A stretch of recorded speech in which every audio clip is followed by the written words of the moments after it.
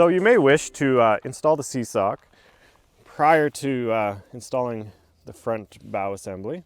The reason we do this is so that we can clip it on. This way we get it attached to the frame as one piece. So we just clip that in there. It's all solid here.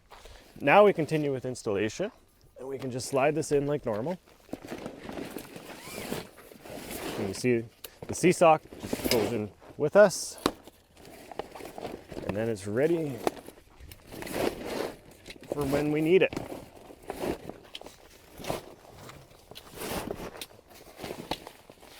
And here we have it. So we have the C-sock tied in at the front there, the way we showed you before. I'm just going to wrap it around the combing. So we'll just pull it out here, and we'll just get it attached. A little tip, I always like to start at the back, center of the fabric with the center of the boat, and I just kind of work myself around, pop the front on, and then you just bring it around, clip it all around, and you have that. Now we'll jump in and give it a burp.